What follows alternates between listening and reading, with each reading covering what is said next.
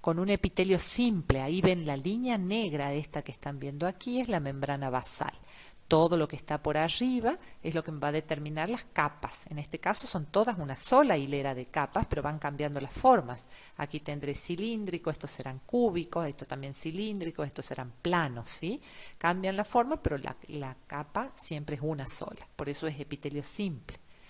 Acá tengo el endotelio vascular, donde se ven clarito esa hilera de células sobre la membrana basal. Y esto que están viendo acá abajo es músculo liso. Algo importante a decirles en relación a los epitelios y que también siempre es pregunta de examen. Los epitelios son avasculares. ¿Qué quiere decir avascular? El prefijo a es negación. Avascular quiere decir que no reciben vasos sanguíneos. Entonces aquí viene la pregunta del millón. Si no reciben vasos sanguíneos, ¿cómo se nutren? ¿Cómo les llega el oxígeno, la glucosa? ¿Sabían ustedes cuánto tiempo puede vivir una célula sin oxígeno y sin glucosa? ¿Saben o no? Una célula sin glucosa puede vivir hasta 7 días, pero sin oxígeno solamente vive 3 minutos. Una célula sin oxígeno en 3 minutos comienza a tener daño que puede llegar a ser irreversible. Entonces usted me va a decir, pero doctora, no la entiendo, ¿cómo? Si una célula no puede estar 3 minutos sin que le llegue oxígeno y el oxígeno le llega a través de los vasos sanguíneos, ¿cómo es que está diciendo que el epitelio es avascular, es decir, que no recibe vasos sanguíneos? Y ahí está la respuesta, porque en realidad el epitelio se nutre de los vasos sanguíneos que están por debajo de la membrana basal, en algo que se llama imbibición.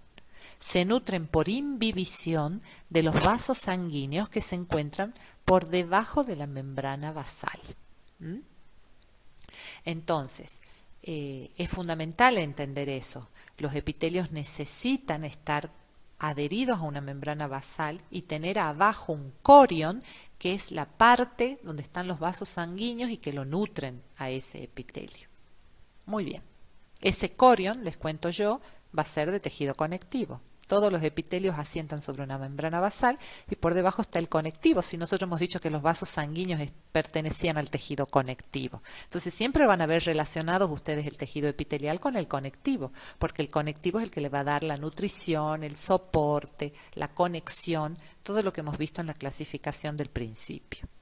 Bien, acá tenemos otro esquema donde veo de nuevo un epitelio plano simple, acá un epitelio cúbico simple, un cilíndrico simple, el cilíndrico ciliado, es decir, hay epitelios precisamente también en el caso de las vías aéreas, aunque acá este es el de las vías aéreas, ya van a ver por qué, pero hay epitelios como el de las vías aéreas o el epidídimo de los testículos que tienen esas cilias y la función de las cilias es generar movimiento. En el caso del aparato respiratorio, el movimiento de las partículas que pudieran entrar a las vías aéreas para que después a través del estornudo o la tos las saquemos al exterior. Y en el caso del epidídimo, que sería este el ejemplo, porque gracias a esas cilias o a esas prolongaciones en forma de dedos o digitiformes que tiene la membrana apical, ¿qué quiere decir la membrana apical? La que da hacia la luz del órgano. Gracias a esas prolongaciones digitales, digitiformes de la membrana apical que conforman los cilios, en el caso del epidídimo se pueden mover o trasladar los espermatozoides. Y aquí tenemos el típico ejemplo del aparato respiratorio, de las vías aéreas respiratorias, que es un epitelio cilíndrico, ciliado, porque tiene esas cilias, pseudoestratificado. Fíjense que acá tengo un núcleo más abajo y acá tengo un núcleo más arriba. Entonces, si uno lo ve en el microscopio, parece como que son varias hileras de células, pero en realidad es una sola, porque todas asientan sobre la membrana basal. Por eso es pseudoestratificado. Con células caliciformes, es decir, células en forma de copa que producen moco. El moco sirve también para adherir esas partículas que pudieran entrar y gracias a los cilios uno las va llevando hacia arriba de las vías aéreas y con el estornudo, la tos, las saca al exterior, ¿sí? Eso es para proteger a los alvéolos que están dentro de los pulmones que no les lleguen microorganismos o partículas que pudieran ser dañinas. Y después tenemos el epitelio plano estratificado, que el ejemplo característico es el de la piel. Fíjense, acá tengo la membrana basal, luego tengo la primera hilera de células, que estas células siempre se llaman células basales, porque son las que asientan sobre la membrana basal, y estas células basales por mitosis, ¿se acuerdan de la división celular que vimos la clase pasada? Mitosis me daba 2 células hijas exactamente iguales a la madre, entonces por mitosis voy a tener un montón de células iguales a la primera, que me van a conformar los epitelios estratificados para poder protegerse. La característica del epitelio de la piel es que es un epitelio plano, estratificado, pero queratinizado, es decir, que genera una proteína, queratina, que es impermeable para que precisamente uno no se deshidrate, no podamos perder el agua por un lado y por otro lado tampoco me ingrese el agua del exterior. A diferencia de las mucosas, por ejemplo las mucosas del aparato digestivo, de la boca, del esófago, son mucosas que son también planas, estratificadas, pero no queratinizadas. Por eso es que la mucosa es húmeda. Bien. Bueno, aquí vemos una imagen ya con el microscopio, donde se puede apreciar el epitelio simple, plano, con la membrana serosa. Este es el epitelio plano que asienta sobre este corion, que es el que yo les decía que lo va a nutrir. En un riñón, ahí pueden ver las células de la cápsula. ¿Se acuerdan que yo les hablaba, perdón, del estroma? Del estroma me conformaba las cápsulas, ¿se acuerdan? Las células de la cápsula parietal del glomérulo, constituida por un epitelio plano simple, puede apreciarse el epitelio cúbico en el caso de los túbulos. Esto que ven es el epitelio plano simple de la cápsula del glomérulo. Pero por otro lado, yo voy a tener el cúbico, fíjense acá, de lo que van a ser los túbulos renales. Bien. El tema de la tiroides, yo les había dicho que la tiroides tenía un epitelio cúbico, simple, y es allí donde se producen precisamente en los folículos tiroideos las hormonas tiroideas. Acá tenemos un epitelio cilíndrico simple. Esto es en el intestino, fíjense ustedes, con células caliciformes también, que son las que se tiñen de ese color carmín o rojizo. También produce moco el intestino. El estómago también produce moco para contrarrestar la acidez del ácido clorhídrico, del jugo gástrico. Esos son todos epitelios cilíndricos, tanto el estómago como el intestino. Acá tengo otro epitelio simple cilíndrico. Fíjense cómo se ven claritas las células cilíndricas. Acá están todos los núcleos a un mismo nivel. Y por debajo, esta sería la membrana basal, y por debajo tengo este corion con los vasos sanguíneos que van a nutrir ese epitelio. Aquí fíjense, esto que ven acá son millones de espermatozoides. Estos son es el epitelio de los túbulos seminíferos. Fíjense que es pseudoestratificado, tiene los cilios y va a permitir el movimiento de esos espermatozoides. Acá tengo la membrana basal y el corion por debajo. Puede ser pseudoestratificado o puede ser un epitelio con los núcleos al mismo nivel, ¿no? Eso en este caso depende. Donde sí se ve bien característico que son pseudoestratificados es en las vías aéreas. Aquí tenemos nuevamente, este sí pertenece a las vías aéreas, el pseudoestratificado en los núcleos a distintas alturas, fíjense, y los cilios en la membrana apical. Acá tengo la membrana basal. Fíjense, membrana basal, membrana apical, es decir, esta es la que da hacia la luz, en este caso de las vías aéreas, y que posee los cilios, y la membrana basal es donde va a sentar las células. Bien. Entonces, con esto terminamos lo que es epitelios de revestimiento, pero nos quedan los epitelios glandulares, es decir, que formaban estas glándulas de secreción. Y entonces aquí vamos a clasificar a las glándulas según el número de células, según las características de la secreción, según dónde vierten la secreción, según cómo permanecen las células con esta secreción.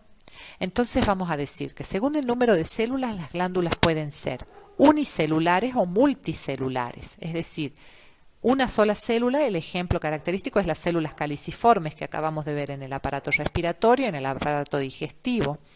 Multicelulares, como por ejemplo el epitelio del estómago, ya vamos a estudiar el estómago, tiene un montón de células, unas que producen el jugo gástrico, otras que producen moco, otras que producen otras sustancias, ya la vamos a ir viendo. Según las características de la secreción, pueden ser mucosas, serosas o mixtas. Según dónde vierten la secreción, y esta clasificación sí es importante, las glándulas se clasifican en exócrinas, endócrinas o mixtas. ¿Cuáles son las exócrinas? Las que vierten la secreción hacia el exterior o hacia la luz de un órgano. Eso es importante discernir bien, porque por ejemplo, glándulas que viertan su secreción hacia el exterior, el ejemplo característico es las glándulas sudoríparas, que me vierten el sudor hacia afuera, hacia la piel. Pero las glándulas que vierten su secreción al interior de un órgano o hacia la luz de un órgano, también son consideradas exócrinas, como por ejemplo las glándulas salivales, las glándulas del estómago, del intestino, la glándula del la del hígado que me va a liberar la bilis. La característica de estas glándulas exócrinas es que tienen todas un conducto excretor. Esa es otra característica, poseen un conducto excretor que llevan la excreción hacia el exterior o hacia la luz de un órgano. En cambio, las endócrinas son aquellas que vierten la secreción directamente a la sangre. No tienen conducto excretor y vierten su secreción a la sangre, como por ejemplo las hormonas. Las hormonas tiroideas, las hormonas de la hipófisis, las hormonas de la glándula suprarrenal, vierten su secreción directamente en la sangre y no poseen túbulo excretor. Y las mixtas o anfícrinas hay una sola en el organismo, que es aquella que tiene ambas funciones, la función exócrina y la función endócrina. Y la única glándula en el organismo con esas características es el páncreas. El páncreas tiene por un lado una función exócrina y tiene un tubo excretor que lleva el jugo pancreático para la digestión hacia la luz del tubo digestivo, del intestino para ser más exacta. Y por otro lado me libera la insulina y el glucagón, que son dos hormonas muy importantes en el metabolismo. Y finalmente, según cómo permanecen las células durante la secreción, vamos a tener la clasificación en merócrinas, holócrinas y apócrinas. Las merócrinas son aquellas donde las células quedan indemnes luego de la secreción, es decir, las células no se modifican con la secreción. El ejemplo es el de las parótidas en las glándulas salivales o las sudoríparas écrinas, es decir, las del sudor en la piel. Las holócrinas son aquellas glándulas donde hay una destrucción celular total. Son esas glándulas como lo que vimos siempre en la cultura musulmana, que tienen los harakiris, es decir, las personas que dan la vida, o la cultura no solo musulmana, oriental, que da la vida por una causa, digamos, se inmolan por una causa. Aquí estas glandulitas tendrían una destrucción celular total y eliminación junto con la secreción. El ejemplo son las glándulas sebáceas, o sea, estas células no solo me liberan sebo, sino que se destruyen y forman parte del sebo. Después se tendrán que formar nuevas células por mitosis, pero esa se destruye totalmente y forma parte de la secreción. Y finalmente las apócrinas son aquellas que tienen una destrucción celular parcial con la secreción, es decir, de su parte apical, la parte que da hacia la luz. El ejemplo de células apócrinas van a ser las que nos dan el olor característico a cada ser humano, el que permite, por ejemplo, que un bebé reconozca a su mamá. Están relacionadas en otro tipo de animales con las feromonas. Nosotros los humanos no tenemos feromonas, pero sí esta glándula apócrina es la que nos determina esta cuestión de piel, con quién tengo química o no tengo química, a quién atraigo, a quién no atraigo, el reconocimiento, como les digo, del bebé con su mamá, de la pareja. Esas son las glándulas apócrinas. Y en el caso de las glándulas mamarias son glándulas apócrinas modificadas. Entonces aquí tenemos una estructura glandular simple